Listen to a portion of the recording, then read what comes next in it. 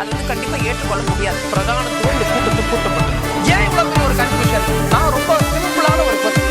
அவருக்கு வேற எந்த விதமான ரைட்ஸும் கிடையாது. வணக்கம். நேர்பட பேசு நிகழ்ச்சிக்கு வரவேற்கிறோம்.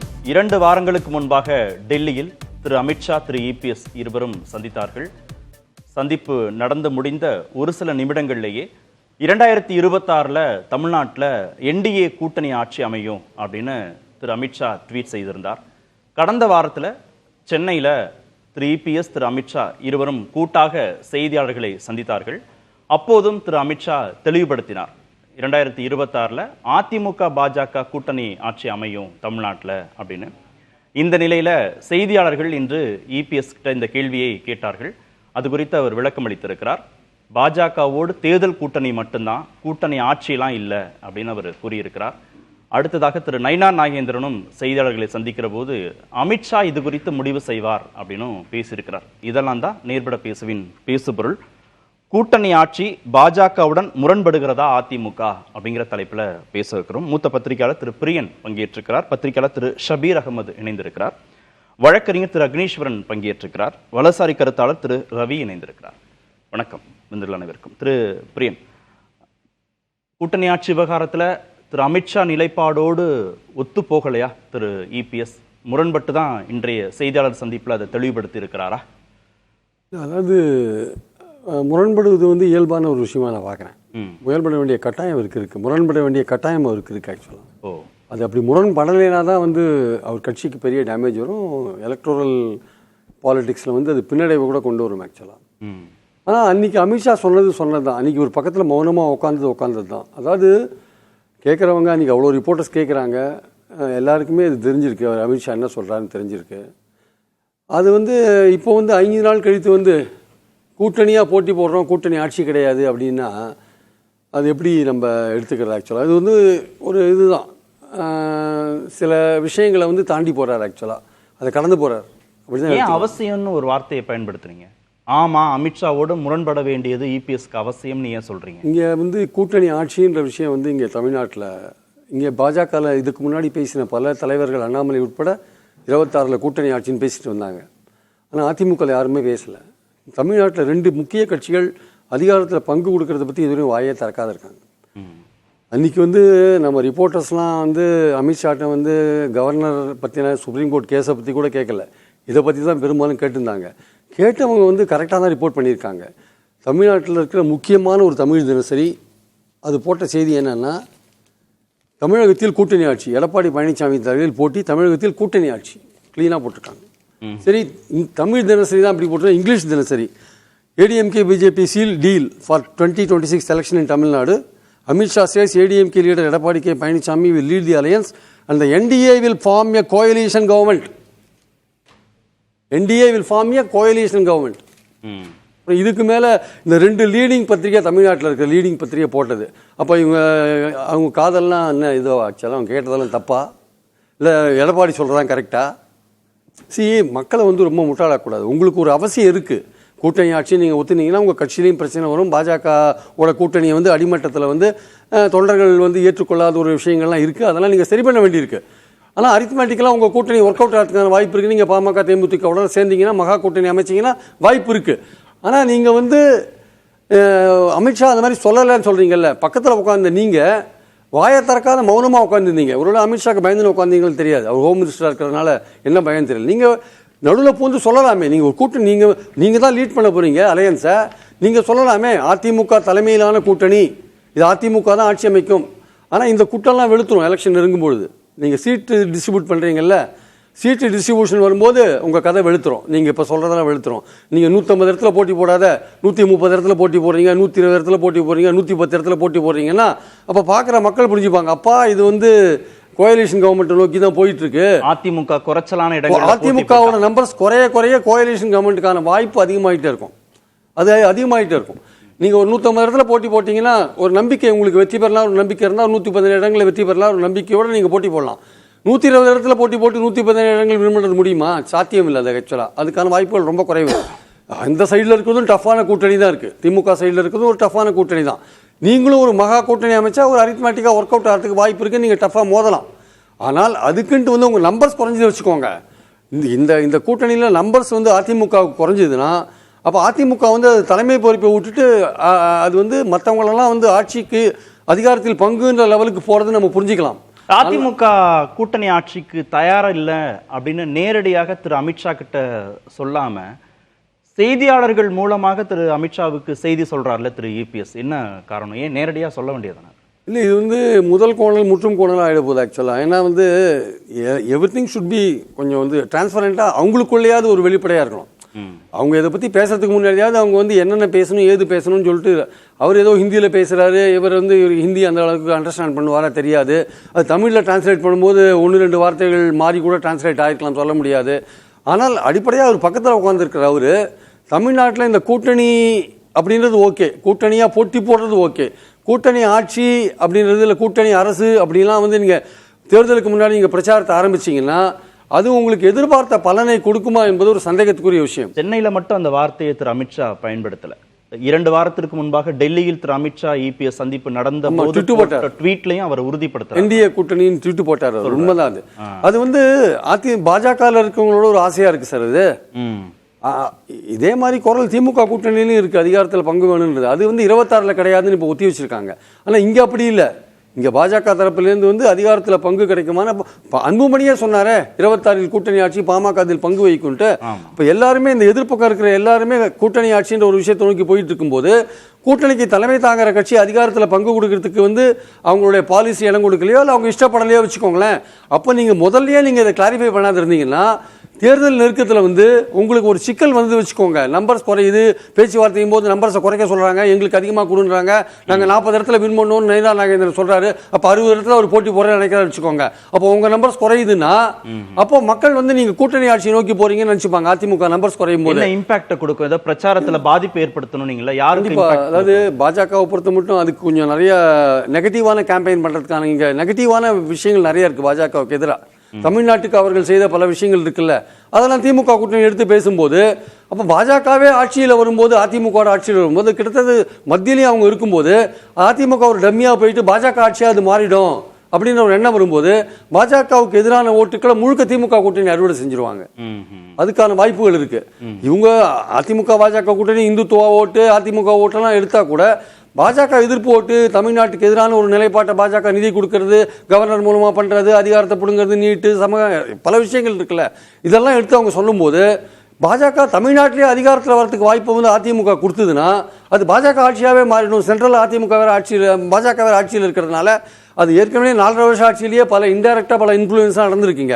அப்போ நேரடியாக ஆட்சியிலேயே பங்கு இருக்கும்போது பாஜக ஆட்சி தான் நடக்கும் கிட்டத்தட்டன்னு மக்கள் நினைப்பாங்க. அது அதிமுக மெயின் பிளேயரா இருக்கிற போது ஒரு மாதிரி இருக்கும், பாஜக மெயின் பிளேயர்னு ஒரு பெர்செப்ஷன் வந்தா வேற மாதிரி இருக்கும், மக்கள் அதை வேற மாதிரி பார்ப்பாங்க. ஓகே, திரு ஷபீர், ஏன் திரு நயினா நாகேந்திரன் இன்று செய்தியாளர்கள் சந்திப்புல செய்தியாளர்கள் கேட்கும்போது கமிட் ஆக மாட்டேன்றார்? ஆமா 2026ல என்டிஏ கூட்டணி ஆட்சி தான், அமித்ஷா சொன்னது சரிதான் அப்படின்னு இபிஎஸ் தொடர்பான கேள்விக்கு ஏன் கமிட் ஆக மாட்டேங்கிறாரு?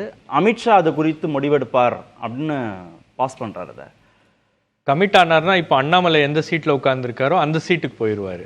ஸோ அதனால் இங்கே இருக்கக்கூடிய மாநில தலைவர்கள் கூட்டணி குறித்து பேசக்கூடாது அப்படின்றத ரொம்ப தெளிவாக சொல்லியிருக்காங்க. நான் ஹேண்டில் பண்ணிக்கிறேன் அப்படின்றது தான் வந்து அமித்ஷா சொல்லி இருக்கிறது. நீங்கள் இதுலேருந்தே புரிஞ்சிக்க வேணாமா? நீங்கள் டெல்லியில் அமித்ஷாவே டைரெக்டாக கூப்பிட்டு பேசுகிறாரு, சென்னைக்கு அவரே இறங்கி வராரு, எந்த பிரைவேட் என்கேஜ்மெண்ட்டோ அல்லது கவர்மெண்ட் என்கேஜ்மெண்ட்டோ கிடையாது, முழுக்க கூட்டணி பேச்சுவார்த்தைக்காக மட்டுமே வருகிறார்.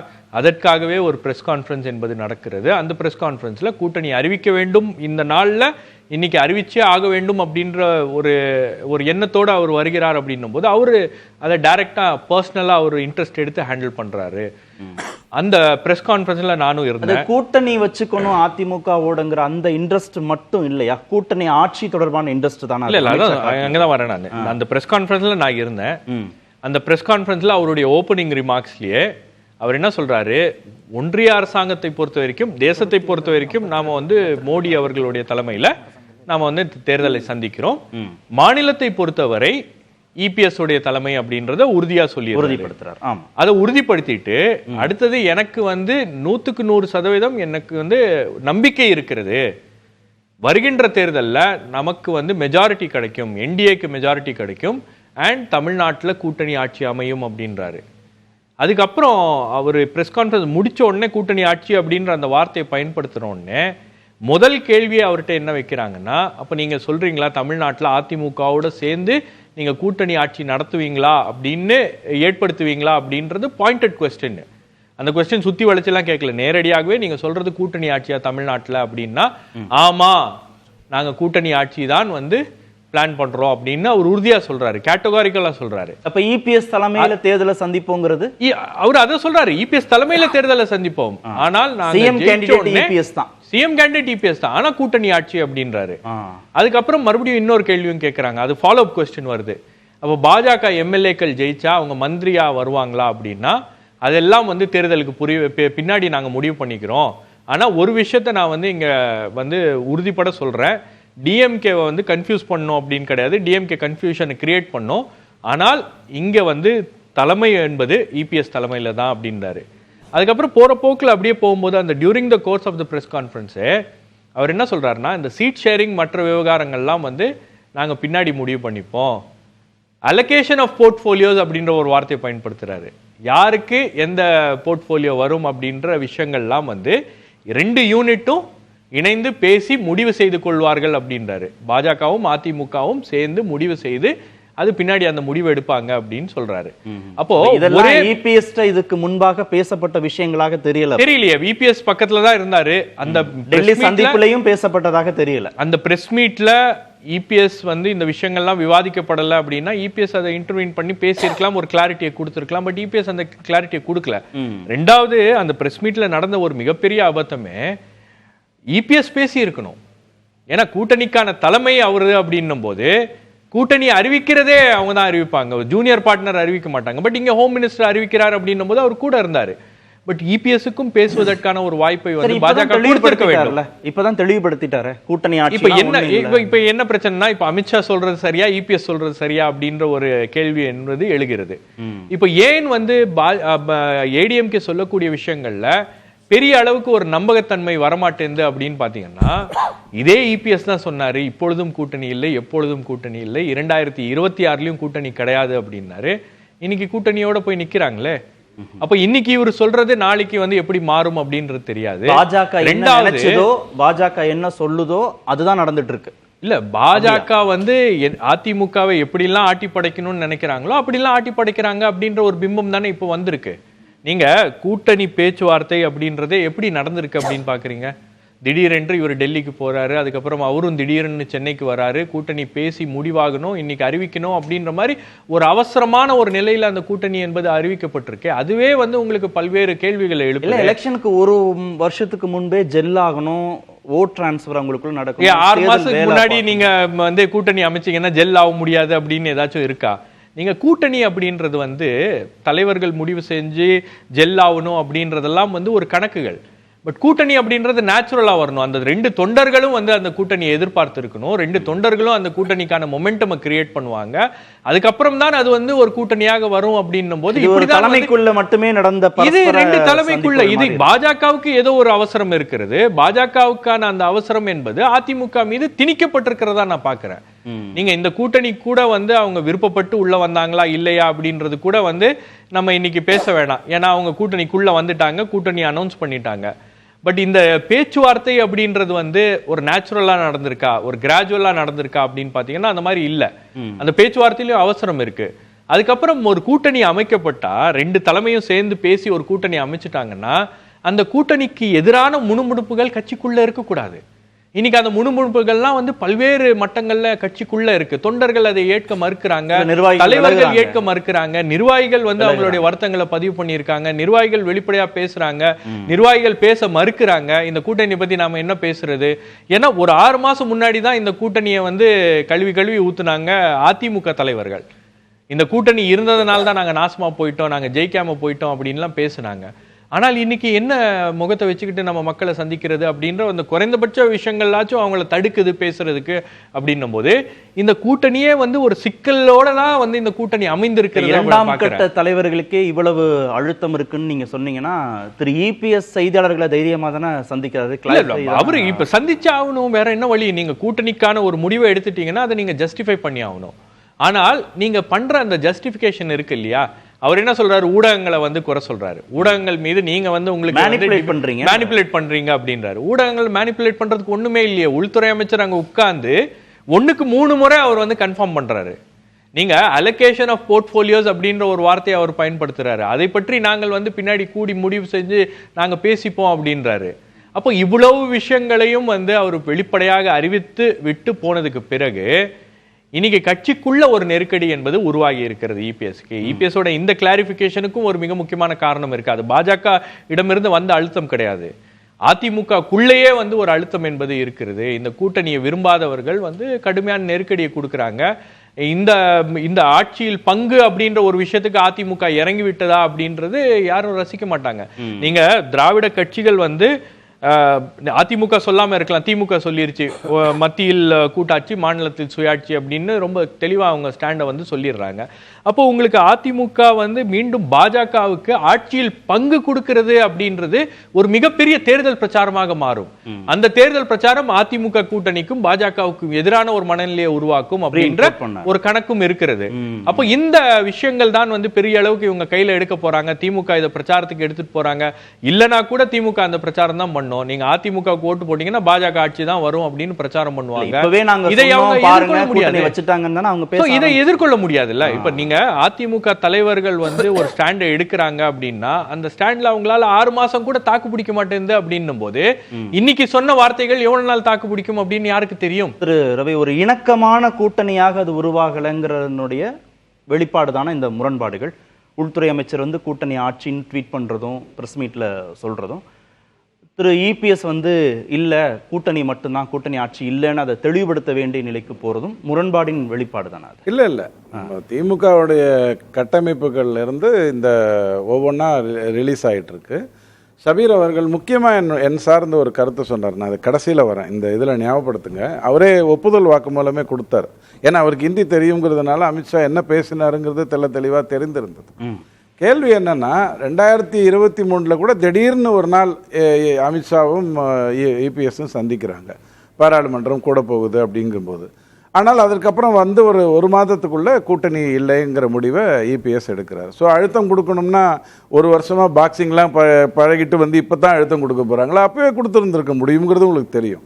ஸோ எந்த ஊழல் வழக்குன்னெலாம் நீங்களாம் பேசுகிறீங்களோ அதெல்லாம் 21க்கு முன்னாடி நடந்தது தானே, இன்னைக்கு நடந்த ஒன்று விஷயம் இல்லையே. ஸோ அந்த மாதிரி பார்க்கணும். ரெண்டாவது வந்து அப்பவும் அவர் வந்து முரண்பட்டு முதல்ல வந்து போய் பேசினாரு, அதுக்கப்புறம் இல்ல கூட்டணி இல்லைன்னு சொல்லிட்டாரு. இபிஎஸ் வந்து இணக்கமா கூட்டணிக்கு வந்துட்டாருன்னு தான் சொல்றீங்க? இல்ல, இந்த கூட்டணிங்கிறதனுடைய நிர்பந்தம் நான் என்ன சொல்றேன்னா, திமுகவை எதிர்கொள்ள வேண்டும் என்று சொன்னா ஒரு மெகா கூட்டணி அமைத்து எல்லாரும் ஒன்றிணைந்து தான் பண்ணணுங்கிற அவசியமே கிடையாது. அவர்கள் இந்த வரைக்கும் வாழ்க்கையில் 5 வருடம் ஒரு நாள் சட்டசபையில் இருந்ததே கிடையாது. 14 வருஷம் வீட்டில் தூங்கிட்டு இருந்தாங்க எம்ஜிஆர் ஐயா இருக்கும்போது, 10 வருஷம் வீட்டில் தூங்கிட்டு இருந்தாங்க ஜெயலலிதா அம்மா இருக்கும்போது. அவ்வளோதான் அந்த கட்சி.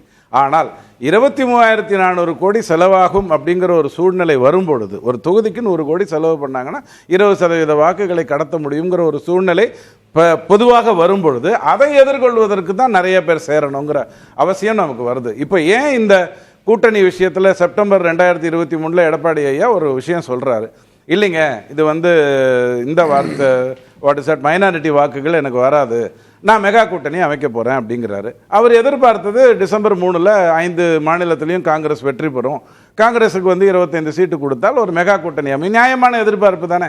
ஒரு கூட்டணிங்கிறத ஒரு விவசாயி எப்படி பண்ணுவான்? இந்த நிலம், இந்த பருவம், எங்கிட்ட இருக்கிற காசு, சந்தை, இந்த நிலம் எதை கொடுக்குமோ இதை வைத்து தானே அவன் வந்து இப்போ இது விவசாயம் பண்ணுறான். அப்படி தானே கூட்டணி அமைக்க முடியும். அப்படி பண்ணும்பொழுது இவர் வந்து நடக்கலை. செப்டம்பர்ல நினைத்தது டிசம்பர்ல நடக்கல. மாநில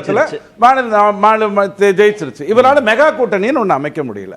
சரி, அதிமுகங்கிறது மிகப்பெரிய கட்சி, அதிக ஆண்டுகள் தமிழ்நாட்டில் ஆண்ட கட்சி, அதையெல்லாம் ஒருத்தர் வந்து பயமுறுத்த முடியும், அழுத்தம் கொடுக்க முடியும் அப்படிங்கிறதெல்லாம் இந்த முட்டுசந்து கூட்டங்களில் வேணா பேசலாம் ஒழிய அவ்வளோ பெரிய கட்சிகள் எல்லாம் யாரும் மிரட்டிட முடியாது. ரொம்ப சிம்பிளான ஒரு விஷயம். ஏன்னா அது தொண்டர்கள் பேஸ் கட்சி. அங்கே வந்து யார் வேணாலும் தலைவராக வர முடியுங்கிற சூழ்நிலை இருக்கக்கூடிய ஒரு கட்சி. இப்போ எங்க ஒரு ப்ராப்ளம் வருது அப்படின்னு சொன்னா, அவர் நிறைய ட்ரை பண்ணிட்டாரு. அதிமுகவே அறிவிக்குதுன்னு வச்சுக்கோங்களேன், நாங்க வந்து பாஜகவுடன் கூட்டணி போறோம் அப்படின்னு அறிவிச்சதுன்னா நீங்க சொல்ற முரண்பாடுகள் வந்து இல்லைன்னு நம்ம வந்து புரிஞ்சுக்க முடியும். அவங்க தான் தீர்மானம் போடுறாங்க. திரு அண்ணாமலை எதிர்த்து தீர்மானம் போடுறாங்க. அவங்க தான் எஸ்டிபி கூட்டத்தில் வந்து அவர் பேசுறாரு, இனி எப்போதும் கூட்டணி இல்லைன்னு. ஆனா அதிமுகவுடன் கூட்டணின்னு முதன்னு சொல்றது பாஜக தானே. திரு அமித்ஷா தான் அதை ட்வீட் பண்றாரு, சொல்றாரு. காரணம் சொல்லு. அப்போ பாஜகவுடைய அழுத்தமோ இல்ல பாஜகவுடைய விருப்பமோ தான் இபிஎஸ் உள்ள வர்றதுக்கு விருப்பம் அவசியம்ங்கிற வரியில எடுத்துக்கோங்க. ஏன்னா விபூதி வச்சுக்கிறதும் விபூதி அழிக்கிறதும் வாக்கு வாங்கி அரசியல் செய்யக்கூடிய, நாகரிகமா சொல்லி முடிச்சிடுறேன், வாக்கு வாங்கி அரசியல் செய்யக்கூடிய கட்சிகள் விபூதி வச்சுக்கும், விபூதி வச்சுக்காம போகும், குங்குமத்தை வச்சுக்கும், குங்குமம் வச்சுக்காம போகும். அதுக்குள்ள நான் வரல. தமிழ்நாட்டை பொறுத்தவரை எஸ்டிபிஐ மாநாட்டுக்கு விபூதி இல்லாத போனா சார் எடப்பாடி பாருங்க. ஆமா, நீங்க எப்படி பேசுறீங்க? வந்து எஸ்டிபிஐ மாநாட்டுக்கு விபூதி இல்லாத போனா எடப்பாடி, நான் அதுல மறுக்கலையே. நான் தப்புன்னு சொன்னா நம்ம என்னன்னா, நீங்க பேசுறது வந்து தேவையில்லை, ஒரு ஆதாரமா பேசுங்க. சும்மா ஒரே குங்குமம் அழிச்சதா ஒரே ஒரு நிமிஷம் அது வாக்கு நீங்க ரெண்டு சைடும் பேசுங்க, ரெண்டு சைடும் பேசுங்க. எதுக்கு ரெண்டு சைடு பேசணும்? ஒரு நிமிஷம் சார், ஒரு நியாயத்தை சொன்னா நம்ம ஏன் ஒரு நியாயத்தை சொல்றீங்க? அதான் இன்னொரு நியாயத்தை நான் சொல்றேன். நியாயம்ங்கிறது ஒன்றுதானே. இல்ல ரவி சார், நியாயம் சரியில்லை, அநியாயமா இருக்கு. எல்லாருமே மேற்கோள் காட்டி சொற்பொழிவுகள் மாறியான இதை பேச ஆரம்பிச்சாங்கன்னா எல்லாருக்குள்ளயுமே அந்த தன்மை இருந்து வெளிப்பட்டுரும். நம்ம பியூர் பாலிடிக்ஸ் பேசுறோம், ஃபேக்சுவலா பேசிட்டு நீங்க கேட்ட கேள்வி அழுத்தம் ஒரே ஒரு நிமிஷம் உங்க கேள்விக்கு நான் வந்துடுறேன். இல்ல ரவி சார், நேரத்தை கடத்துவதுங்கிறது யார் எல்லாரும் பண்ற சாதாரணமான விஷயம். ஒரு நொடி நீங்க உள்வாங்கிக்கங்க, ஒரு நொடி உள்வாங்க. நம்ம கேட்ட கேள்வி திரு அமித்ஷா திரு இபிஎஸ் இடையிலான ஒரு அரசியல் உறவு சார்ந்ததுல இந்த விபூதி அழிக்கிறது, வச்சுக்கிறது, குங்குமம் வச்சுக்கிறதுங்கிற மத சார்ந்த நடவடிக்கைகளுக்கு மத சார்ந்ததா எடுக்கிறீங்க. அழிச்சது அவங்க, வச்சது அவங்க. நான் ஒண்ணும் மத சார்ந்ததா சொல்லல. நீங்க இன்னும் அரை மணி நேரம் டிராவல் பண்ண போறோம். இந்த சர்ச்சையே வேண்டியதில்லை. பொலிட்டிக்கலா உங்க கேள்விக்கு நேரடியா பதில் சொல்றேன். அவசியம் வந்ததா, அழுத்தம் அமித்ஷா கொடுத்தாரா அப்படின்னா அவசியம் வந்தது. தமிழ்நாடுங்கிறது ஒரு பிரிவினைவாதம் விளையாட்டாக பேசிக்கொண்டிருந்தது, அரசியல் ரீதியாக பேசிக்கொண்டிருந்தது நினைக்கிறது போக, திடீர்னு பார்த்தீங்கன்னா இல்லை இது வேற ரூட்ல போகுதுங்கிற ஒரு அச்சம் ஒரு உள்துறை அமைச்சராகவும் வந்தது, ஒரு இந்திய குடிமகனாக வந்தது, கட்சியின் தலைவராகவும் அவருக்கு வந்தது, அமித்ஷாக்கு வந்தது. தமிழ்நாட்டை பொறுத்த வரைக்கும் சமீபமா நடந்துட்டு இருக்கிற விஷயங்கள், அது மும்மொழிங்கிற மேட்டருக்குள்ள வர்றதோ அல்லது வந்து மறுசீர அங்க புரோரேட்டான்னு சொல்லி இன்னொரு விஷயத்தை உங்களுக்கு தெளிவுபடுத்திடுறேன். 4 பேருமே வழக்கறிஞர்கள், பத்திரிகையாளர்கள், அரசியல் விமர்சகராக தான் வச்சு நம்ம பேசுறோம். இதுல டைரக்டா அக்னி வந்து அதிமுக ரெப்ரசன்ட் பண்றாரா? அப்படி இல்ல. பிரியன் ஷபீர்லாம் டிஎம்கே ரெப்ரசன்ட் பண்றாங்களா? இல்ல. நீங்க பிஜேபியோ இல்லவோ ரெப்ரசன்ட் பண்றீங்களா? இல்ல. ஐடியாலஜி சார்ந்து இங்க உட்கார வச்சிருக்கோம், எந்த கட்சியின் பிரதிநிதிகளையும் உட்கார வச்சிருக்கல. இப்ப எனக்கும் நீங்க சொல்ற ஒவ்வொரு நிலைப்பாட்டுக்கும் நான் மறுத்துட்டே இருக்கிறேன் அப்படின்னா அதுவும் சிரமம், பத்திரிகையாளர்களுக்கும் சிரமம். அவசியம் இல்ல. இது எதுக்கு உங்களை கூப்பிட்டுருக்குன்னா பொலிட்டிக்கல் டீ கோடுக்கு தான் கூப்பிட்டுருக்கு. ஒரே வரியில கட்சியின் பிரதிநிதிகள் எதுவுமே இல்ல. ஒரே வரியில சொல்லிட்டோமா? பிரிவினைவாதம்னு சொல்றதுக்கு யாரு இங்க பதில் சொல்லுவாங்க? இல்ல. அமித்ஷா என்ன நினைச்சாருங்கிறதுக்கு யாருமே பதில் சொல்ல வேண்டியது இல்ல சார். மும்மொழி எதிர்த்தா பிரிவினைவாதமா சார்? மும்மொழிங்கிற மேட்டர் எதுல ரவி சார், நீங்க பேசினா எப்படி சார்? ஒரு நிமிஷம் நானே குறிக்கிறேன் சார். முதல்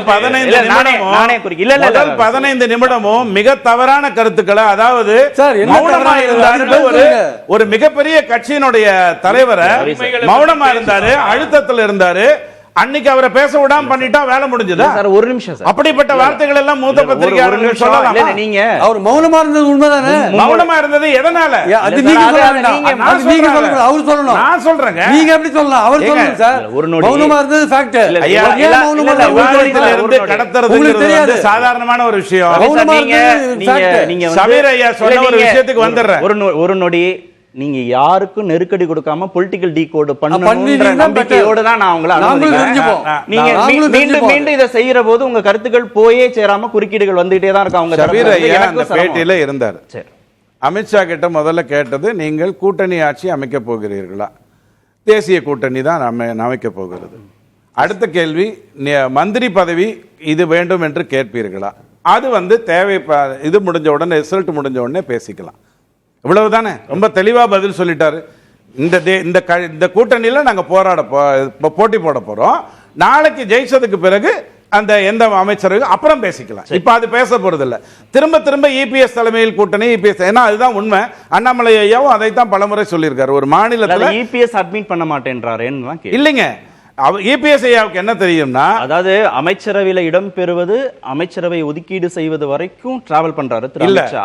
கேள்விதான் அப்படி வருது, வேணும்ட்டு வருது, வேணும்ட்டு வருது, தேவைக்கு அதிகமாக வருகிறது, கூட்டணிக்குள்ள கூட்டணி தான் இருந்துட்டே இருக்கீங்க அப்படின்னு சொல்லிட்டு இப்ப கூட்டணி வந்துருச்சுன்னு உடனே அச்சத்தில் வருகின்ற கேள்விகள். ஆனா பதில் அழகா அவர் சொன்னார். அதுதான் கிளாரிஃபை பண்ணா, டெல்லியில திரு இபிஎஸ் சந்திச்சார் இல்லையா, சந்திச்சு ஒரு சில நிமிடங்கள்லயே 2026 என்டிஏ கூட்டணி ஆட்சி தான் ட்வீட் பண்ணார். இல்ல, அதுக்கு நான் உங்களுக்கு காரணம் சொல்லிடுறேன். அன்னைக்கு பாராளுமன்றத்தில் அவர் அதை பேசுறார். ராத்திரி தான் இந்த சந்திப்பு நடந்தது. நடக்குமா நடக்காதாங்கிறதுக்கெல்லாம் சட்டசபையில் நிறைய சொன்னாங்க. 7 காரில் போனாங்க, 8 காரில் போனாங்கன்னு. மதியமே பாராளுமன்றத்தில் தெள்ள தெளிவாக அவர் பேசிட்டாரு, தமிழகத்தில் இந்த கூட்டணி வரப்போகுது. அதுதான் ட்வீட்டாக உங்களுக்கு வந்தது, நல்லா புரிஞ்சுக்கோங்க. அந்த பேட்டியில் ரொம்ப தெள்ள தெளிவாக அவர் சொல்றாரு, கூட்டணியின் மூலமாகத்தான் நாங்கள் போறோம், இவர் தலைமையில் போறோம், அமைச்சரவை அதெல்லாம் எங்ககிட்ட விட்டுருங்க, அது பின்னாடி பேசிக்க வேண்டியது. ஒன்று புரிஞ்சுக்கோங்க, மகாராஷ்டிராவில் ஒரு கூட்டணி ஒரு விதத்தில் நடக்குது, பீகார்ல ஒரு விதத்தில் நடக்குது. பிஜேபி அந்தந்த மாநிலத்தில் எதுவோ அதன் அடிப்படையில் கொண்டு போகும். பட்நாயக்கோடு ஒரு கூட்டணி வந்திருந்தால் அங்க 60-40 தான் வந்திருக்கும். எழுதி வச்சுக்கோங்க. நான் தான் அதிக சீட்டு ஜெயிச்சேன், எனக்கு 60 உனக்கு 40 வராது. மகாராஷ்டிராவில் 3 முறை தேர்தலில் சந்தித்து பிஜேபி தன்னுடைய சக்தியினால் வெற்றி பெற்றுட்டு சிவசேனாக்கு விட்டுட்டு 3வது முறை தான் பட்னாவிஸ் தன்மைக்கு வெவ்வேறு ஏற்ற மாநிலத்தில் ஒரு தலைமை நல்லா இருக்குன்னா பிஜேபி அதை பத்தி கவலையே படாது. மாநிலத்தில் ஒரு தலைமை தவறான திசையில் போகுதுன்னா பிஜேபி முதல்ல அடிக்கும்.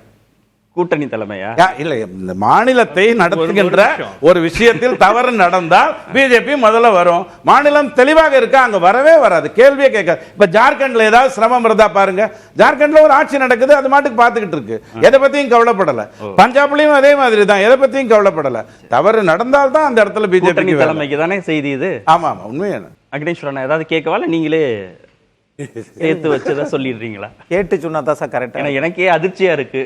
கூட்டணி தலைமை சரியா போற வரைக்கும் நாங்க அலோவ் பண்ணுவோம், இல்லனா நாங்க அலோவ் பண்ண மாட்டோம். கூட்டணி நான் சொல்ல, மாநிலத்தில் ஒரு கட்சியை ஒழுங்கா ஆட்சி செய்துட்டு இருக்குன்னா அங்க அந்த பிஜேபி வச்சாலும் வைக்கலனாலும் அங்க வேலையே இல்ல. அதுக்கு தான் ஜார்க்கண்ட் நான் உங்களுக்கு உதாரணமா சொன்னேன். சொல்லிருங்க. அது தவறான ட்விஸ்ட். ஏன் சார் மறுத்தாரு? இபிஎஸ் மறுத்தாரு, அமித்ஷா அப்படி சொன்னதுக்கு, கூட்டணி ஆட்சின்னு சொன்னது. இங்கே தமிழ்நாட்டில் முதல் தேர்தல் 52லிருந்து இன்னைக்கு 2025 உட்காந்துருக்கிறோம். இதில் 15 வருஷம் 52லேருந்து 67 வரைக்கும் காங்கிரஸ் ஆட்சி, அதில் கூட்டணி ஆட்சி இல்லை. 67லிருந்து இங்கே 2025 வரைக்கும் ஏறத்தாழ 60 ஆண்டு காலம், 58 ஆண்டு காலம் திராவிட கட்சிகளுடைய ஆட்சி, அதில் கூட்டணி ஆட்சி இல்லை. 2006 கூட 96 சட்டமன்ற உறுப்பினர்களை வைத்து திராவிட முன்னேற்ற கழகத்தினுடைய தலைவர் முதலமைச்சராக இருந்தார். அன்னைக்கு காங்கிரஸ் 34 சட்டமன்ற உறுப்பினர்கள், 18 சட்டமன்ற உறுப்பினர்கள் பாட்டாளி மக்கள் கட்சி இருந்துச்சு, 2 கம்யூனிஸ்டுகள் 2 சட்டமன்ற உறுப்பினர்கள் வச்சிருந்தாங்க.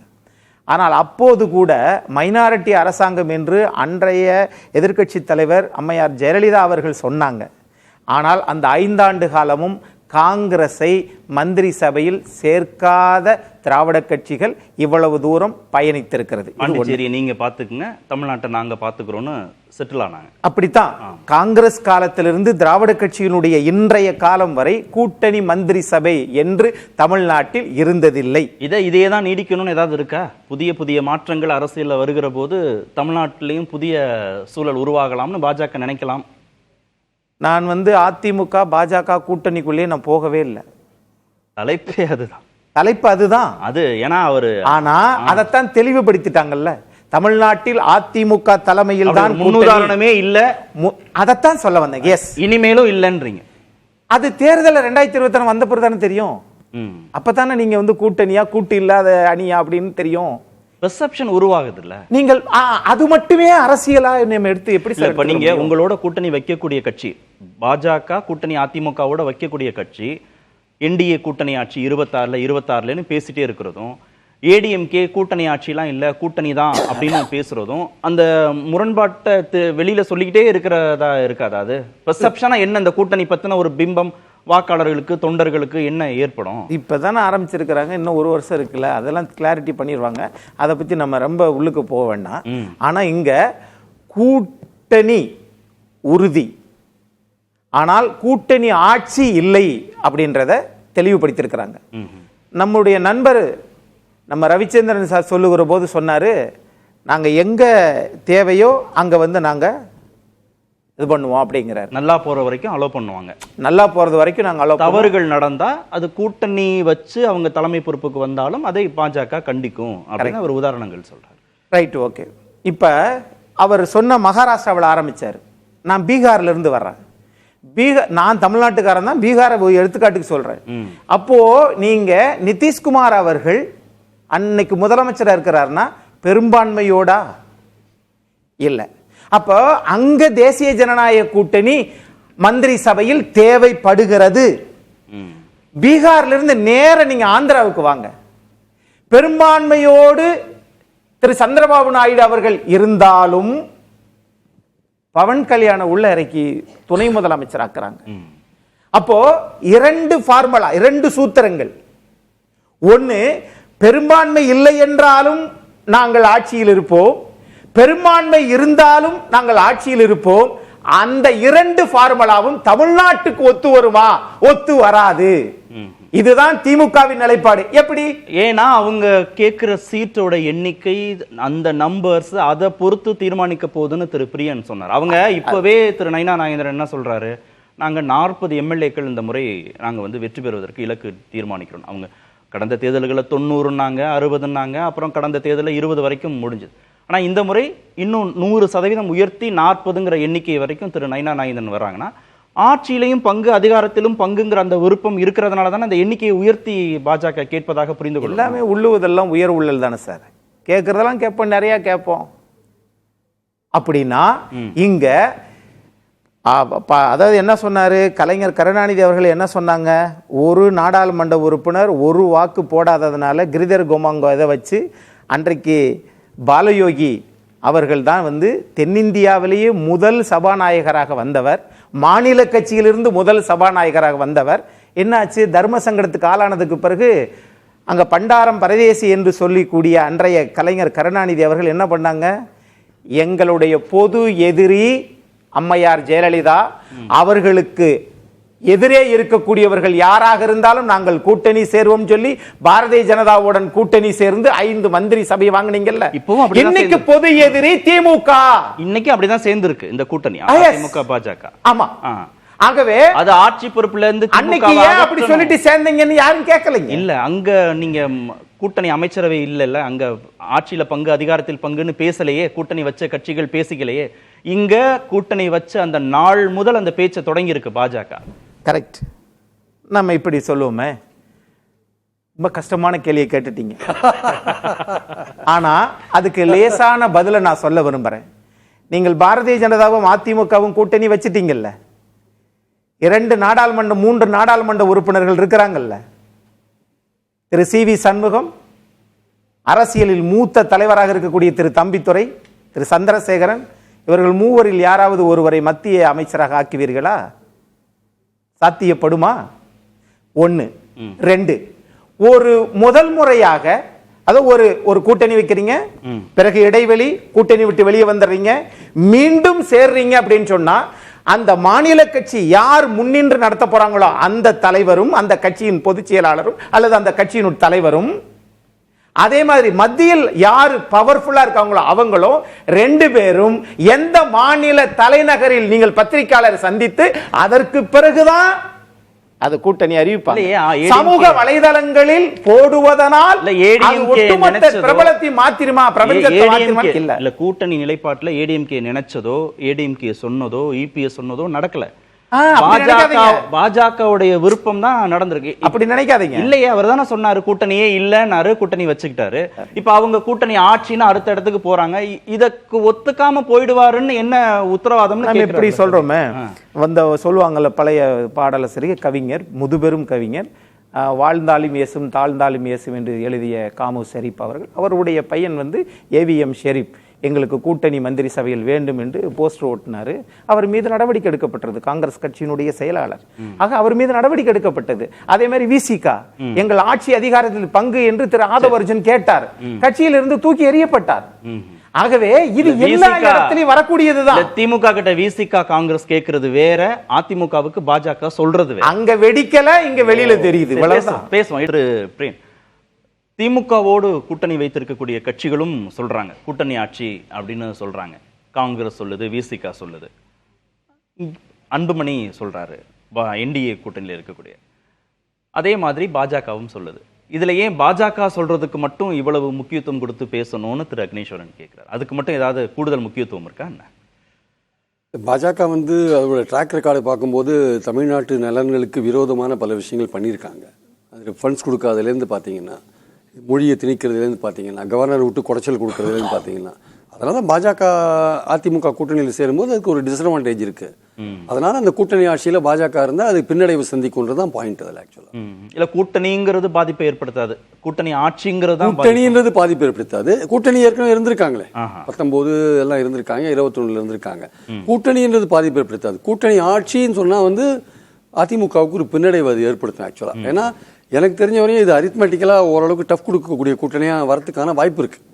அதிமுக, பாஜக, பாமக, தேமுதிக, ஓபிஎஸ், டிடிவி, இந்த ஜான் பாண்டியன், அப்புறம் வந்து புதிய தமிழ் கிருஷ்ணன், அவ்வளவு பெரிய மெகா கூட்டணிலாம் திமுகவை வீழ்த்த தேவையில்லைன்னு திரு ரவி சொன்னார். கண்டிப்பா தேவை.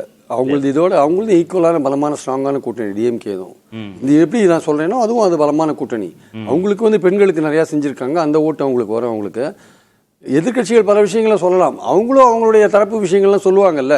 பாஜகவை நீங்க கூட்டணியில் வச்சிருக்கும் போது விமர்சனங்கள் ரொம்ப கடுமையாக தான் வரும் ஆக்சுவலா அதிமுக அணியை நோக்கி. ஆனா இவங்களுக்கு என்ன அட்வான்டேஜ்னா 21 வந்து 75 சீட் வாங்கினாங்க, 10 வருஷம் ஆன்டி இன்கம்பன்சியை மீறி. 24 எலெக்ஷன்ல வந்து பாத்தீங்கன்னா சில தொகுதிகளில் பாஜக அதிமுக வாங்கின ஓட்டுகளை கூட்டினா திமுக அணியோட அதிகமா இருக்கு ஆக்சுவலா. அதெல்லாம் ஒரு அட்வான்டேஜ். ஸோ இவங்க இந்துத்துவ ஓட்டை கன்சால்டேட் பண்றதுக்கான வாய்ப்பு இருக்கு. மைனாரிட்டி ஓட்டே வரல வச்சுக்கோங்களேன், இந்துத்துவ ஓட்டை கன்சால்டேட் பண்ணுவாங்க. அடுத்த அதிமுக பாஜக அடுத்த ஒரு வருஷத்துக்கு திமுக கவர்மெண்ட் டேமேஜ் பண்ற மாதிரியான பல விஷயங்களை பண்ணுவாங்க. என்போர்ஸ்மெண்ட் மூலமா பல விஷயங்கள் பண்ணுவாங்க. 21க்கு முன்னாடி போட்ட கேஸ்ன்னு டிடிவி ரவிச்சந்திரன் சார் சொன்னாரு. 21க்கு முன்னாடி நடந்த ஊழல், 21க்கு அப்புறம் தான் டிவிஎஸ்சியில கேஸை போட்டு எஃப்ஐஆர் பதிவு பண்ணி வச்சிருக்கான். என்போர்ஸ்மெண்ட் நினைச்சா அந்த 8 எஃப்ஐஆர்ல எந்த எஃப்ஐஆர்ல வேணா உள்ள போலாம். ஆனா இதுவரை அந்த மாதிரி ஒரு எஃப்ஐஆர் இருக்கான்னு என்போர்ஸ்மெண்ட்டுக்கு கண்ணே தெரியல, தேடின்னு இருக்கார் அங்க எங்கன்ட்டு. சரிடா குட்கா கேஸ் என்னாச்சுன்னு பார்த்தா சிபிஐக்கு அந்த வழக்கு எங்க இருக்குன்னே தெரியல, முடிச்சுட்டு இருக்காரு அவரு. சரி பொள்ளாச்சி செக்ஷனல் வழக்கு என்னாச்சுன்னு பார்த்தா முடிச்சுட்டு இருக்காரு. அப்பப்போ ஏதோ ஒரு கோர்ட்ல ஏதோ ஒன்று வரும், அப்புறம் போகும், அவ்வளோதான் போயிட்டு இருக்கு. எதையும் விரைப்படுத்துற மாதிரி தெரியல. ஸோ அதனால பாயிண்ட் என்னன்னா வந்து திமுக ஊழல் பண்ணால் நீங்கள் அது மேலே நடவடிக்கை எடுங்க சார், அது நம்ம இன்னும் யாரும் சப்போர்ட் பண்ணல. பாயிண்ட் என்னன்னா நீங்கள் பாரபட்சம் இல்லாமல் எடுக்கணும் ஊழல் நடவடிக்கைகளை. நீங்கள் வெறும் இந்த அப்போ நீங்கள் இந்த திமுக பற்றின இதெல்லாம் ஊழல்லாம் தட்டி எடுக்கிறீங்கல்ல, பழைய எஃப்ஐஆர்லாம் தட்டி எடுக்கிறீங்கல்ல. எனி இன்வெஸ்டிகேட்டிங் ஏஜென்சி, ஸ்டேட்டில் இருக்கிற இன்வெஸ்டிகேட்டிங் ஏஜென்சி எந்த எஃப்ஐஆர் போட்டாலுமே ஊழல் பப்ளிக் சர்வெண்ட்டை பற்றி போட்டாலுமே அதோட காப்பி ஒன்று என்போர்ஸ்மெண்ட்டுக்கு போகும். ஏன்னா 2018 அந்த ரூல்ஸ் அமெண்ட் பண்ணிட்டாங்க, அதனால அங்கே போகும். அது அதை வச்சு உங்க பழைய விஷயத்தான் எடுக்கிறாங்க. அதில் வேடிக்கை என்னன்னா அதிமுகவில் வந்து டாஸ்மாக் ஊழலை பற்றி ஆகா ஓகன்றாங்கல்ல, அதில் வந்து 2017-21 வரையும் இருக்கிற சில எஃப்ஐஆர்ல இருக்கு, 37 எஃப்ஐஆர் இருக்கு. அது தெரியாம ஏடிஎம்கே குரல் கொடுத்துருக்காங்க டாஸ்மாக் ஊழலை பத்தி. அந்த எஃப்ஐஆர் அதுல இருக்கு. அவங்க என்ன கணக்கு பண்றாங்க நமக்கு தெரியல. ஸோ நம்ம பாயிண்ட் என்னன்னா நீங்க ஊழலை பத்தி பாரபட்சம் இல்லாம நடவடிக்கை எடுக்கின்றதான் point. So coming back to the கூட்டணி விஷயத்தை, அந்த கூட்டணி ஆட்சி கூட்டணி அரசியல் பங்குன்றத எடப்பாடி வந்து இவர் கேட்டாரு, மத்திய அரசுல வந்து அதிமுகவுக்கு இடம் கொடுப்பாங்களான்னு கேட்டார். இதெல்லாம் தான் பேச வேண்டிய பிரச்சனைகள். எடப்பாடி என்ன பேசினாலும் தெரியாது. அப்ப அவங்களுக்குள்ள இன்னும் வந்து ஒரு இன்டெப்தான ஒரு டாக்ஸ் நடக்கலன்றதான் அந்த மேடையில இருந்து நம்ம புரிஞ்சுக்கிறோம். ஆக்சுவலா ஷபீர், இதுல தமிழ்நாடு மட்டும் தொடர்ந்து இந்த கூட்டணி ஆட்சி விவகாரத்துல விதிவிலக்காவே தான் இருக்கணும்னு ஏதாவது இருக்கா? மகாராஷ்டிராவை உதாரணம் சொல்றாங்க, பீகாரை உதாரணமா சொல்றாங்க, ஆந்திராவை உதாரணமா சொல்றாங்க. ஒரு புதிய முன்னுதாரணத்தை இங்க பாஜக ஏற்படுத்தணும்னு விரும்பினா அதை சாத்தியப்படுத்தவே முடியாதா? தமிழ்நாடு இது வரைக்கும் முன்னுதாரணமே செட் பண்ணலன்னு அக்னி சொல்றாருல. முன்னுதாரணம் இல்ல, ஆனா இங்க இருக்கக்கூடிய திராவிட கட்சிகள் வலுவாக இருந்தார்கள், அந்த பேச்சுக்கே அவங்க இடம் கொடுக்கல அப்படின்றதுதான் கடந்த கால வரலாறு. அப்போ அது தொடர வேண்டும் அப்படின்னு அவங்க நினைக்கிறாங்க. ரெண்டாவது, நீங்க கடந்த காலத்துல திமுக ஆட்சி இருக்கும்போது காங்கிரஸ் வந்து ஒரு மைனாரிட்டி கவர்மெண்டா அவங்க இருக்கும்போது காங்கிரஸ்லயும் கூட்டணி ஆட்சி குறித்தெல்லாம் வந்து அப்பப்போ 35 எம்எல்ஏஸ் இருந்தாங்க. அப்பப்போ அந்த குரல் எல்லாம் வந்து வரும். EVKS இளங்கோவனே எத்தனை முறை வந்து எத்தனை மேடைகள்ல கூட்டணி ஆட்சி அப்படின்னு பேசியிருப்பாரு. அப்போ இதெல்லாம் வந்து கடந்த காலங்களில் நடந்திருக்கு. பட் திராவிடியன் பார்ட்டிஸ் வந்து அவங்களுடைய கவர்மெண்ட் இருக்கணும் அப்படின்றதுல அவங்க வந்து தெளிவா இருந்து கூட்டணி ஆட்சிங்கிறதுக்கு அதிமுக ஒத்துக்கிட்டாவே அது தான் பலவீனமா இருக்கிறத அப்படி பலவீனமா இருக்கிற மாதிரி தானே வந்து ஒரு தோற்றத்தை கொடுக்கிறது. நீங்க இன்னைக்கே இந்த கூட்டணி சேர்ந்ததே வந்து ஒரு விதமான ஒரு அவசர நிலையில இது நடந்திருக்கு அப்படின்னும் போது இதுவே வந்து வேற விதமான ஒரு மெசேஜ் தான் கன்வே பண்ணியிருக்கு. நீங்க பாத்தீங்கன்னா அதாவது இந்த கூட்டணி குறித்து அரசியல் ஆர்வலர்கள்லாம் வந்து இது ஒரு ஸ்ட்ராங்கான அலையன்ஸ் அப்படின்னா கூட மக்கள் இந்த அலைன்ஸை எப்படி பாக்குறாங்க அப்படின்றது இருக்குல்ல. நீங்க வந்து ஒரு ஜூனியர் பார்ட்னர் வந்து ஒரு இவங்களோட முடிஞ்சது இல்ல, பாமக தேமுதிக அதுதான் எல்லாம் வரும்போதுதான் அந்த மொமெண்டம் உருவாகணும். நீங்க இந்த ஒரு கூட்டணி உருவாயிருச்சு அப்படின்றத பெரிய அளவுக்கு வந்து ஒரு மிக்ஸ்டு ரியாக்ஷனா தான் இருக்கு. இதை வந்து ஆஹா ஓஹோன்னு யாரும் வந்து பெருசா பேசல. இன்னொன்னு பாஜக கூட இல்லாம இவங்க தனியாவே இருந்திருந்தாங்கன்னா இவங்க பாமக அதிமுக பாமக தேமுதிக போன்ற கட்சிகள்லாம் இருந்திருந்தா கூட அதுவே வந்து உங்களுக்கு ஒரு பெரிய வரவேற்பு பெற்றிருக்கும். அல்லது தாவேகா அண்ட் அதிமுக இருந்துச்சு அந்த ஈக்குவேஷன் அப்படின்றது வேற, அந்த மக்கள் மத்தியில் அதற்கான ரிசப்ஷன் அப்படின்றது உருவாகாத நிலையில தானே இவங்க ஏதோ ஒரு இடத்துல ஒரு அவசரம் என்பது பாஜகவுக்கு இருக்கிறது அப்படின்றத இதுல புரிஞ்சுக்கணும். நீங்க இன்னொன்னு கேட்டீங்க, நீங்க விதிவிலக்கு ஏதாச்சும் இருக்கா அப்படின்னு. பாஜகவுக்கு 2 எம்எல்ஏ இருந்தாலும் போதும் அவங்க துணை முதலமைச்சர் கேட்பாங்க. அதுக்கப்புறம் வந்து உங்களுக்கு பிளம் போர்ட்போலியோஸ் கேட்பாங்க. அப்போ இன்னைக்கு பாஜக வந்து எல்லா மாநிலங்கள்லயும், இப்ப நீங்க தமிழ்நாடு மட்டும் ஐசோலேட் பண்ணி பார்க்க கூடாது. பாஜக மற்ற மாநிலங்கள்ல என்ன பண்ணுது அப்படின்றத பார்க்கணும். மற்ற மாநிலங்கள்ல ஆட்சியை எப்படி கவிழ்க்கிறாங்க, ஆட்சியை எப்படி ஏற்படுத்துறாங்க. ஒரு கட்சி அவங்களோட கூட்டணிக்கு வரல அப்படின்னா அந்த கட்சியை உடைக்கக்கூடிய நடவடிக்கையும் நடக்கிறது. அப்போ அதெல்லாம் வந்து தமிழ்நாட்டிலும் நடக்குமா அப்படின்ற கேள்விக்கு தான் தற்போது இந்த அவசரமாக ஏற்பட்டிருக்க கூட்டணி ஒரு பதிலாக அமைந்திருக்கிறது அப்படின்னு தான் பாக்குறேன். எடப்பாடி ஏதோ ஒரு வகையில புரிஞ்சுக்கிட்டு அந்த எல்லைக்கு அது போயிடக்கூடாது அப்படின்றதால அவர் சுதாரித்து அப்படின்றது ஒரு கேள்வி. இன்னொன்னு, நீங்க திரு அமித்ஷா அவர்கள் பிரஸ் கான்ஃபரன்ஸ்ல பேசினது தவறாக புரிந்து கொள்ளப்படும், இல்ல அவர் பேசினதை நீங்க பெருசுபடுத்துறீங்க அப்படின்னாங்க. பிஜேபி உடைய சென்ட்ரல் பார்ட்டி ஆபீஸே வந்து அன்னைக்கு ஈவினிங் ஒரு பத்திரிகையாளர் இது ஒரு பிரஸ் ரிலீஸ் கொடுக்குறாங்க. அந்த பிரஸ் ரிலீஸ்ல அவங்க என்ன சொல்லியிருக்காங்க அப்படின்னா, the inclusion of AIADMK in NDA is beneficial not only for the alliance but also for the ADMK.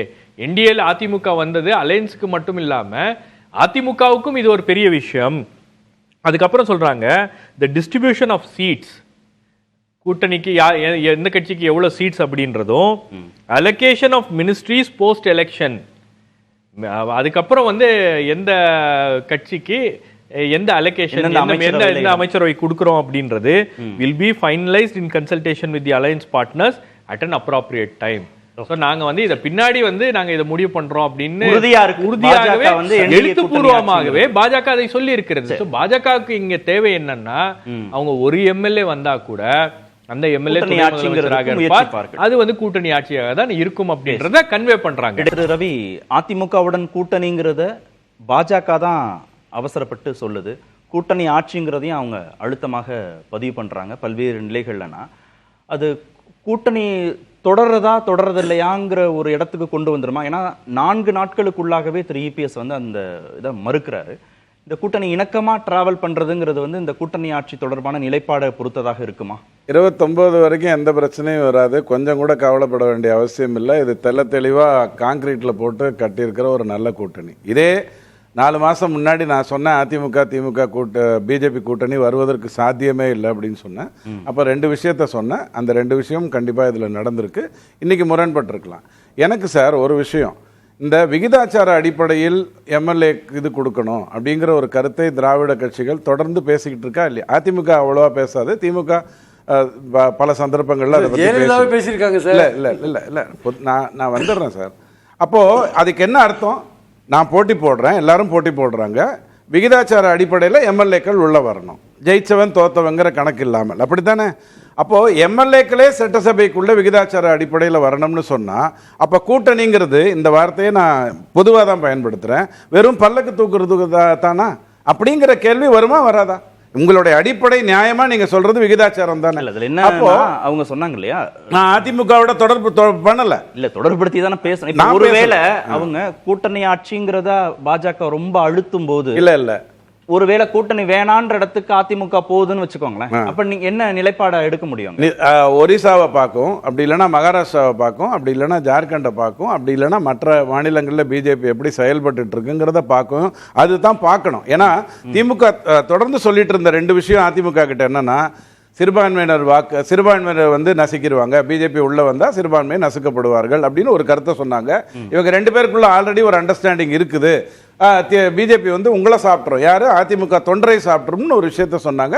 இப்போ அதெல்லாம் இல்லாமல் போயிடுச்சு. இப்போ கேள்வி என்னன்னா, ஒரு விஷயம் அதிமுகவை சார்ந்த மூத்த அன்பர் கூட சொன்னார், பவன் கல்யாணை வச்சுக்கிட்டு பிஜேபி ஆந்திராவில் பண்ணுதுன்னு சொன்னா, பவன் கல்யாண் என்ன நேற்றுக்கு பிறந்து பிஜேபியோட இன்னைக்கு இந்துத்துவா பேசிட்டு இருக்காரா? அவர் நாயுடுவோட ஏற்கனவே கூட்டணியில் இருந்தவர். அப்ப பிஜேபி அங்கே வேலையிலேயே இல்லாமல் இருந்தது. ஒன்றிணைந்த ஆந்திராலையும் சரி, தெலுங்கானா பிரிந்ததுக்கும் பிறகும் சரி, பவன் கல்யாணுங்கிறது அங்க இருக்கக்கூடிய ஒரு அரசியல்வாதி. அவர் என்ன பண்றாருங்கிறத பத்தி பிஜேபி கவலைப்பட்டதில்லை. ரெண்டாவது ரொம்ப முக்கியமான ஒரு விஷயம், 40 இடத்தில் அப்படிங்கிற ஒரு வார்த்தையை நயனார் பேசும்போது எதுக்காக சொன்னார்னா, 4 இருக்கும் 40 ஆகும். இது வெறும் எதுகை முனை விஷயம். ஆனா 34 இடங்களில் 2024 நீங்க தேர்தல் ரிசல்ட் எடுத்து பார்த்தீங்கன்னா, அதிமுக நாதாக அண்ட் பிஜேபி சேர்ந்தா 120 இடத்துல 2024 பாராளுமன்றத்திலே வெற்றி பெற்றாச்சு. 100 தொகுதிகளில் அதிமுக பிஜேபி வெற்றி பெற்றாச்சு. 34 தொகுதிகளில் 25ல இருந்து 42% வாக்குகளை வாங்கி பிஜேபி ஆல்ரெடி அதனோட பொசிஷனுக்கு வந்தாச்சு. சோ வெற்றி பெறுவர்களை வைத்துக் கொண்டு கூட்டணி அமைப்பீங்களா? இல்லைங்க நீங்க ஒரு 2 சீட் வச்சுக்கோங்க, நீங்க ஒரு 4 சீட் வச்சுக்கோங்க அப்படின்னு சொல்லி ஒரு கூட்டணி அமைப்பீங்களா? அதிமுக ஒரு முதிர்ச்சியான ஒரு கழகம், அதை தூக்கி அசிங்கப்படுத்துவதும், அவர் மௌனமாக இருந்தாரு, அவர் கேவலமாக இருந்தாரு, அவர் அடிபணிக்கிறாரு அப்படிங்கிற மாதிரி பேசுவதே தவறு. ஓகே திரு அக்னி, கூட்டணிங்கிறது வெற்றியடைய வைக்கதானா? அவங்களுக்குன்னு எந்த விதமான பிரதிநிதித்துவமும் அமைச்சரவையிலையோ ஆட்சி பொறுப்புலையோ வேண்டியதில்லையான்னு அவர் கேட்கிறார். அதிமுகவை ஜெயிக்க வச்சா மட்டும் பாஜக போதுமா? வேற எந்த ரெப்ரசன்டேஷனும் நீங்க பாஜகவுக்கு கொடுக்கவே வேண்டியதில்லையா? கூட்டணிங்கிறது ஆட்சியை பிடிப்பதற்கும் மக்களுக்கு நல்லாட்சி தருவதும் தான் நான் நினைச்சுக்கிட்டு இருக்கிறேன். அவங்க அமைச்சரவையில் வந்தா நல்லது செய்ய மாட்டாங்களா? அது இப்போ பிறக்காத குழந்தைக்கு இப்பயே பேர் வச்சா எப்படி? ஒருவேளை ஆம்பளை பையன் பேர் வச்சுட்டு பொம்பளை பிள்ளை பிறந்துருச்சுன்னா வேணான்றவீங்களா? அதுக்கு தவறு ஒன்று. இங்க தமிழ்நாட்டில் மாநில தேர்தல், அதிமுக ஏற்கனவே இருந்த கட்சி, இருக்கிற கட்சி, எதிர்கட்சி, முன்னாள் 31 வருஷம் ஆண்ட ஒரு கட்சி, அந்த கட்சியினுடைய தலைவர் எடுக்கக்கூடிய முடிவுதான் இறுதியான முடிவு. அதுதான் மக்களிடம் சென்று சேரக்கூடிய ஒரு இயல்பான மொழி. பாஜக உறுதியா இருக்கு கூட்டணி ஆட்சினா, அப்ப என்ன முடிவெடுப்பார் இபிஎஸ்? அது தேர்தல் வரட்டும், அதுக்கு பிறகுதானே. அப்படித்தானே திரு அமித்ஷா அவர்கள் சொன்னாங்க. நான் அப்ப இன்னொன்னு சொல்றேன், நான் அதிமுக அப்ப சொன்னேன்ல, இப்ப நான் சொல்றேன், அதிமுக இப்ப சேர்ந்து இருக்குது. ஏற்கனவே நீண்ட நாட்களாக ஐயா ஜி.கே. வாசன் தமாக உங்களோட தானே இருக்குது. அவங்கள ஒரு மத்திய அமைச்சராக்குங்க. நீங்க ராம்தாஸ் அத்வாலேயை மட்டும் ஒரே ஒரு கட்சி அவங்கள நீங்க அமைச்சராக்குறீங்கல்ல. ஆக தமிழ்நாட்டில் ஓராண்டு காலத்தில் ஒரு 5 மத்திய அமைச்சர் கொண்டு வந்தீங்கன்னா இதுவே திமுகவுக்கு மிகப்பெரிய நெருக்கடி. ஆட்சி மாற்றம் நடக்கும்னு அவங்களுக்கே தெரிஞ்சு போயிடும். இந்த டீல் ஓகே தானா? இப்போ ஒருவேளை அதிமுகவை சேர்ந்த எம்பிக்களை அமைச்சராக்குறோம்னு பாஜக ஒத்துக்கிட்டா அதிமுக கூட்டணி ஆட்சிங்கிறதுக்கு ஒத்துக்குமா தமிழ்நாடு? இது ஒரு வருஷம் நீங்க செயல்படுங்க. அதுக்கு பிறகு அந்த குழந்தைக்கு என்ன பேர் வைக்கலாம் அப்புறம் நம்ம முடிவெடுப்போம். தவறான ஒரு கருத்து சொன்னார். கூட்டணி ஆட்சி இல்லை, தவறான கருத்து சொன்னார். கட்சிகளுக்கு அதிமுக இருக்கிற சிலருக்கு வேணா மத்திய மந்திரி ஆசை இருக்கலாம். ஆனா அந்த அமைச்சரவையில் மத்திய அமைச்சரவையில் அதிமுக போனா அந்த ஆன்டி இன்கம்பன்சி இருக்குல்ல, மத்திய அரசோட ஆன்டி இன்கம்பன்சி அதிமுக மேல மொத்தமா விழுந்துரும். இல்ல அவர் இந்த டீல் நடக்கணும் ஒரு வருஷம் மொத்தமா விழுந்துரும். 3 வாட்டி ஜெயிச்சவங்களுக்கு ஆன்டி இன்கம்பன்சி. இபிஎஸ் பேசிட்டாரு, அமித்ஷா பேச வேண்டியதை பேசிட்டாரு. இப்போ இபிஎஸ் பேசி இருப்பதற்கு அமித்ஷா என்ன சொல்ல போறார் அப்படின்றதுதான் இதுல இருக்கிற பாயிண்ட். நான் கூட்டணி ஆட்சி தான் அப்படின்னு அவர் சொன்னார்னா, கூட்டணி ஆட்சியில நாங்க உறுதியா இருக்கோம் அப்படின்னா இபிஎஸ் அப்ப என்ன முடிவு எடுக்க போறார் அப்படின்றத. நன்றி. நிகழ்ச்சியில் பங்கேற்ற அனைத்து விருந்தினர்களுக்கும் நேர்பட பேச நிறைவு பெறுகிறது. அது கண்டிப்பா ஏற்றுக்கொள்ள முடியாது. பிரதானத்துவம் இந்த கூட்டத்தில் கூட்டப்படும்.